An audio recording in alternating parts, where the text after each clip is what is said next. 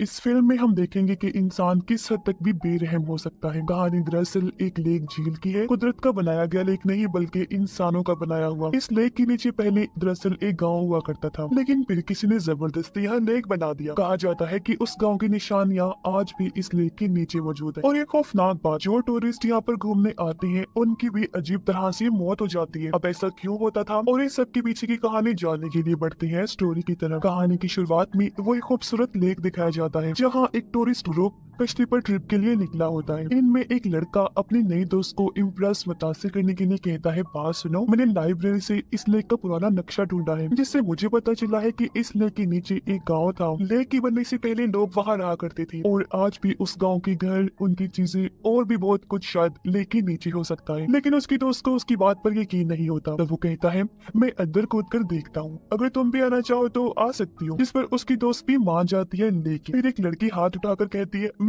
मैं भी जाऊंगी साथ। ये असल में उस लड़के की बहन है और इसका नाम फिन होता है। इस पर फिन का भाई उस पर गुस्सा होने लगा, कहता है, अगर तुम आना चाहती हो तो दूसरी तरफ कूद जाना। मैं इतनी कोशिश कर रहा हूँ अपनी दोस्त को इम्प्रेस करने की और तुम मेरे प्लान को तबाह करने पर तुली हो। इस पर फिन कहती है, मुझे तुम्हारे प्लान, तुम्हारी इम्प्रेस करने से कोई लेना देना नहीं है, लेकिन जो तुमने डूबे हुए गाँव की कहानी सुनाई है ना, वो बड़ी दिलचस्प है, मुझे भी उस डूबे हुए गाँव को देखना है। ये सुनकर उसका भाई भी मान गया और दोनों लेक में छलांग लगा देती है। वहाँ ज्यादा गहराई नहीं होती, इसलिए दोनों थोड़ा और नीचे जाकर तैरने लगे। अपनी तलाश शुरू करते हैं कि शायद उन्हें वहाँ पर कोई चीज मिल जाए। जब उन्हें सांस लेनी होती है तो वो ऊपर आ जाती हैं, सांस लेती हैं और फिर पानी में डूब जाती हैं। एक जगह पर उन्हें एक साइकिल मिलता है। फिन के भाई को एक साइन बोर्ड भी मिला, जिससे अब उन्हें यकीन होने लगता है कि यह वाकई कोई गाँव था। और फिन का भाई खुशी से वो बोर्ड उठाता है और ऊपर अपने दोस्तों को दिखाने के लिए जाने लगता है, पर तभी अचानक एक हाथ उसकी टांग पकड़ लेता है और नीचे खींच देता है। फिन भी सब देख लेती है और पूरी कोशिश करती है अपने भाई को ऊपर खींच ले, लेकिन उस हाथ की पकड़ इतनी मजबूत होती है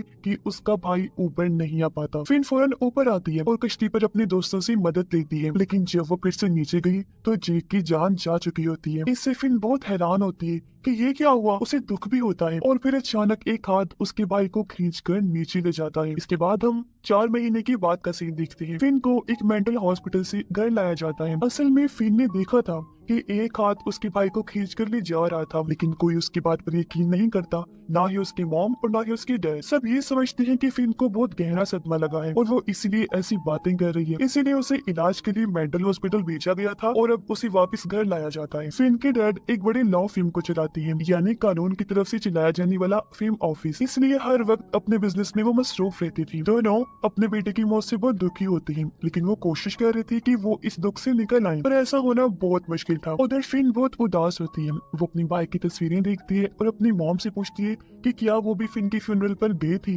कैसे किया उसका फ्यूनरल, उसे दफन वगैरह। उसकी मॉम जवाब देती है कि असल में तुम्हारे भाई की लाश नहीं मिली थी, इसलिए हमने उसकी पसंदीदा चीजें एक डब्बे में रख कर ही उसका फ्यूनरल कर दिया। जो चीजें उसे सबसे ज्यादा प्यारी थी, जैसे उसके लिखे हुए एसेज जो उसने बचपन में लिखे थे, उसके कार्ड्स और जूते। और फिन फिर से कहती है, मॉम, मैंने देखा था कि एक हाथ भाई को पकड़ के खींच रहा था और अपने साथ ले गया, लेकिन मॉम कहती है, मेरी जान, मेरा बेटा, तुम थकी हुई हो, आराम करो, सब ठीक हो जाएगा। असल में उसकी मॉम अब तक फिन की बात को नहीं मानती। अब जब मॉम नहाने के लिए गई तो टब से एक हाथ निकला जो मॉम का हाथ पकड़ लेता है। मॉम घबराकर पलट के देखती है, लेकिन वहाँ कुछ नहीं होता। इस वजह से अब मॉम को लगने लगा जैसे फिन शायद सच कह रही है, इसलिए मॉम इंटरनेट पर उस लेक के बारे में सर्च करती है और उन्हें पता चलता है कि वो लेक कर्स्ड है, यानी कि श्रापित, जहाँ पर अक्सर लोग अजीब तरीके से मौत का शिकार हो जाते हैं। फिर एक हाथ मॉम के कंधे पर आया, वो घबरा कर उठी। पलट कर देखती है तो फिन के डैड वहाँ होते हैं। उन्होंने मॉम से पूछा, ये तुम क्या कर रही हो? मॉम ने उन्हें असल बात नहीं बताई कि मैं क्या कर रही हूँ, क्योंकि वो जानती थी कि वो गुस्सा करेंगी। वो कहती है, वो मैं दरअसल जॉब की तलाश कर रही थी, इसीलिए इंटरनेट पर देख रही थी। इनके डैड कहते हैं, हाँ हाँ, तुम्हें कुछ काम करना चाहिए, वरना अपने बेटे के बारे में सोच सोच कर उदास होती रहोगी। दुख करने का तो वैसे भी कोई फायदा नहीं, बाहर आने की कोशिश करो, क्योंकि वो तो लौट कर नहीं आएगा और हमें अपनी बेटी फिन की खातिर खुश रहना सीखना चाहिए। रात को फिन को उसी दिन के हादसे का सपना आया जब उसका भाई डूब रहा था। मॉम को भी पानी गिरने की आवाज आई। वो उठकर बाथरूम जाती है चेक करने, लेकिन वहाँ कुछ नहीं होता, नल तो बंद था। फिर वो किचन में गई तो देखती है कि वहाँ का नल खुला हुआ था। मॉम नल बंद करती है, लेकिन वो बार बार खुल जाते, पता नहीं कैसी, उन्हें समझ ही नहीं आ रही। अचानक स्विमिंग पूल से आवाज आती है, मॉम जाती है और देखती है कि पूल का पानी लीक हो रहा था। मॉम उसे बंद करती है, लेकिन फिर से पानी लीक होने लगता है और एक आवाज सुनाई देती है, मॉम मुझे बचा लो। मॉम पलट कर देखती है तो उनका बेटा था, जिसकी हालत बहुत खराब थी। वो सड़ चुका था। वो चीख कर कहता है, मॉम प्लीज मुझे बचा लो। ये देखकर उसकी मॉम की हालत खराब हो जाती है। अगली सुबह मॉम अपने हस्बैंड को सब कुछ बता देती है कि मेरे साथ क्या क्या हो रहा है, लेकिन वो कहती है कि तुमने कोई बुरा सपना देखा होगा, ऐसी कोई बात नहीं। लेकिन मॉम उन्हें समझाती है कि सपने तो तब आते हैं ना जब इंसान सोता है, लेकिन मैं तो जाग रही थी, मुझे पूरी तरह होश था। हमें किसी तरह अपने बेटे की लाश को ढूंढना होगा, जब भी ठीक से उसका फ्यूनरल हो पाएगा, क्योंकि जब तक उसकी लाश नहीं मिलती उसकी आत्मा को सुकून नहीं मिलेगा। मेरा बेटा चीख रहा था, जानती हो तुम, कि मॉम मुझे बचा लो, लेकिन तुम समझते क्यों नहीं। डैड कहती है, हमने पूरा हफ्ता पुलिस के साथ मिलकर लेक में तलाश किया था ना, लेकिन उसकी लाश नहीं मिली हमें। मुझे तो लगता है तुम्हें भी फिन की तरह दिमागी मसला हो गया है। जो बात भी है तुम मत चली जाना अब लेक में खोज करने, मैं बता रहा हूँ, क्योंकि मैं बहुत मसरूफ हूँ, मुझे किसी मसले में नहीं पड़ना। जो कहकर वो ऑफिस के लिए निकल जाते हैं। अब फिन इन सब बातों को छुप कर सुन रही थी और मॉम से कहती है, मॉम हमें भाई की लाश खुद तलाश करने लेक पर जाना चाहिए। मैं भी साथ चलूंगी आपकी और भाई की लाश को ढूंढने में मदद करूंगी, प्लीज मान जाइए ना। मॉम पहले मना करती है, कहती है कि तुम अभी अभी तो ठीक हुई हो, वापिस से उस लेक के पास जाओगी तो फिर से तुम्हारी तबीयत बिगड़ जाएगी। लेकिन फिर कहती है, मॉम मैं बिल्कुल ठीक हूँ, मुझे हर रात भाई का सपना आता है। जब तक हम उसकी लाश को ढूंढकर उसका फ्यूनरल नहीं कर देती, ना मैं ठीक हो सकती हूँ और ना ही कोई हालात। इसलिए बता रही हूँ, मान ले मेरी बात। और मैं उस जगह के बारे में जानती हूँ जहाँ भाई डूबा था, मुझे उम्मीद है उसकी लाश वहाँ से जरूर मिल जाएगी। इस पर मॉम आखिरकार राजी हो जाती है और दोनों लेक की तरफ चल पड़ती हैं। उस जगह इनका घर भी था।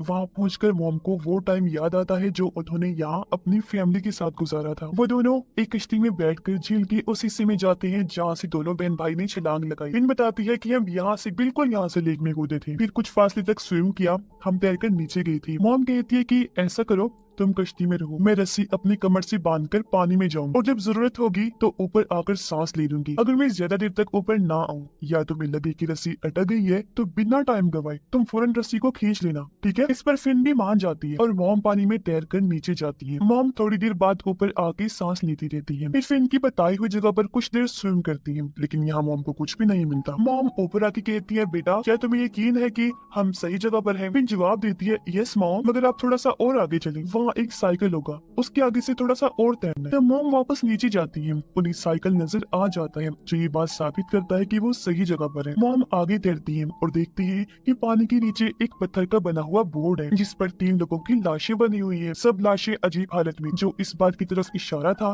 कि काफी सालों पहले इन्हें यहाँ बांधा गया था। दरमियान वाली लाश के गले में एक चेन बंधी हुई थी। मॉम उस चेन को निकालती है और वापस ऊपर आने की कोशिश करती है, पर अचानक उनका भी पाँव एक हाथ ने पकड़ लिया था और बिल्कुल इनके बेटे की ही तरह मॉम के पाँव को भी खींचने लगता है। मॉम डर की रस्सी खींचती है, जिससे फिर समझ आती है कि मॉम मुसीबत में है। वो जोर से रस्सी खींचती है, जिससे हाथ ने मॉम को छोड़ दिया और उनकी जान बच जाती है। लेकिन साथ ही उनके बेटे की लाश भी ऊपर आ जाती है। मॉम काफी हैरान रह जाती है, मगर उसका चेहरा पानी में इतने अरसे तक रहने की वजह से अजीब और डरावना लग रहा था। मॉम दर्द में डूबी हुई थी, लेकिन कुछ सुकून भी था कि उनका बेटा आखिरकार मिल ही गया। अब पुलिस और एम्बुलेंस बुलाई जाती है। पुलिस ऑफिसर हैरान थे। वो फिन की मॉम से कहते हैं कि हम पूरा हफ्ता तलाश करते थे और आपने एक दिन में ही अपने बेटे की लाश को ढूंढ लिया। मॉम बताती है कि एक और अजीब बात मैंने देखी, जो मैं आपको बताना चाहती हूँ। लेक के नीचे पत्थर की ब्लॉक के साथ 3 लाशें भी बंधी हुई देखी मैंने। एक लाश के गले में ये चेन थी, जो कहकर उन्होंने शेरिफ को वो चेन दे दी।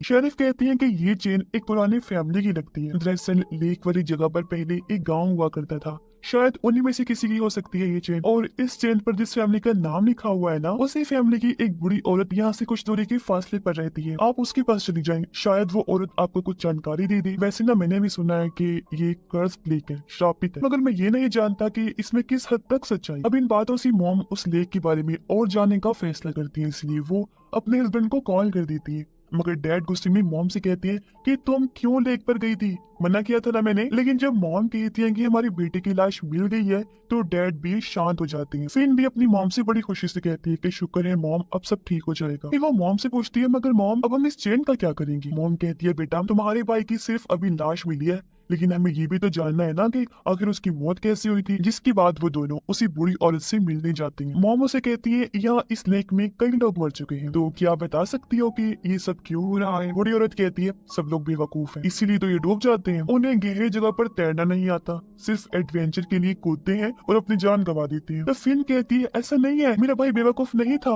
वो बहुत अच्छा स्विमर था और मैं भी उसके साथ गई थी। जब हम नीचे थे मैंने देखा कि एक हाथ उसकी टांग को पकड़कर खींच रहा था, इसी वजह से उसकी जान दी। सिर्फ यही नहीं, मैंने वहाँ 3 लाशें देखी जो एक पत्थर की ब्लॉक के साथ बनी हुई थी। ऐसा लग रहा था जैसे उन्हें जानबूझकर पानी में डुबोकर मारा गया है। अब मॉम बूढ़ी औरत को वो चेन दिखाती है जो उसने लाश के गले से निकाली थी। बूढ़ी औरत चेन देखकर समझ जाती है और कहती है कि ये चेन मेरी दादा की थी, यानी कि वो आदमी बूढ़ी औरत की दादा थी। वो कहती है कि हम उसे गांव में रहते थे जिसके ऊपर ये लेक बनाया हुआ है, मुझे याद है, और हमारा पूरा खानदान वहाँ बहुत खुश था। लेकिन फिर एक बड़ा बिजनेसमैन जो बहुत अमीर था वहाँ आया, जो एक डैम बांध बनाकर पानी इकट्ठा करके ये लेक बनाना चाहता था। लोग कहती थी कि अगर ये डैम बन गया तो उसको बहुत पैसा और शोहरत मिलेगी, इसलिए उसने गाँव वालों को जबरदस्ती वहाँ से निकलने पर मजबूर कर दिया। लोगों को जब कोई रास्ता नजर नहीं आया तो उन्होंने अपना गाँव छोड़ना शुरू कर दिया। हमारे घर, हमारी जमीनें, हमारे बुजुर्ग लोगों की कब्रें, सब कुछ वही था। लेकिन उस आदमी ने किसी चीज की परवाह नहीं की, जबरदस्ती मारपीट करके वो हमें जाने को कह रहा था। जो लोग उसके खिलाफ उठे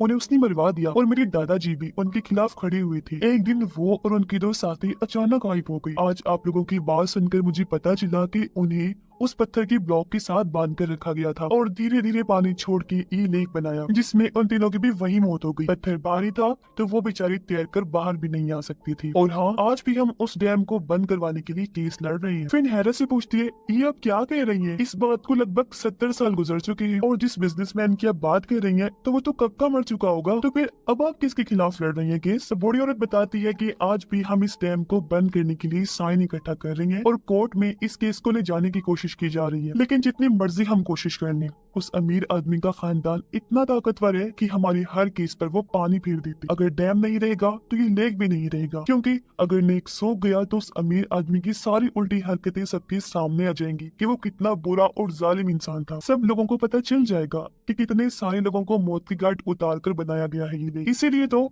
उसकी फैमिली वाले ये नहीं चाहते कि लेक सूखे और सच्चाई सबके सामने आए। हमारे केस के खिलाफ एक काफी बड़ा लॉ फर्म लड़ता है जिनका चाह कर भी हम मुकाबला नहीं कर सकते। और अब जब वो लॉ फर्म का नाम बताती है तो फिन और उसकी मम दोनों एकदम हैरान और परेशान हो जाती हैं, क्योंकि वो लॉ फर्म फिन के डैड का था। जिसके बाद दोनों अपने लेक के पास वाले घर में आ जाती हैं और तभी वहाँ फिन के डैड भी आ गई। कहते हैं कि कहाँ थी तुम दोनों, कितना ढूंढा मैंने तुम्हें, वैसे तुम दोनों इतने बुखलाई हुए लग रहे हो, परेशान हो, क्या बात है। इनकी मम डायरेक्ट कह दी थी कि तुम्हारी लॉ फर्म क्यों इस डैम का साथ दे रही है, क्यों उस डैम को बंद करवाने के खिलाफ तुम लोग लड़ रहे हो। इनके डैड कहते हैं कि मैं ज्यादा कुछ तो नहीं जानता, मगर हम नहीं चाहते कि वो लेक सूखे, वो लेक बहुत जरूरी है। मॉम गुस्से में कहती है आखिर ऐसी क्या जरूरत आन पड़ी है आपको लेक की। बोले डैड कहते हैं देखो बात को समझो, वो लेक इसलिए बनाया गया था ताकि शहर में बाढ़ ना आ जाए, और जब हद से ज्यादा बारिश होगी तो सारा पानी तो लेक में बह जाएगा और शहर के अंदर बाढ़ नहीं आएगी। साथ ही लोग वहाँ पर घूमने भी आते हैं, सबको वो लेक बहुत प्यारा लगता है। ये सारी बातें सुनकर मॉम बस इतना ही कहती है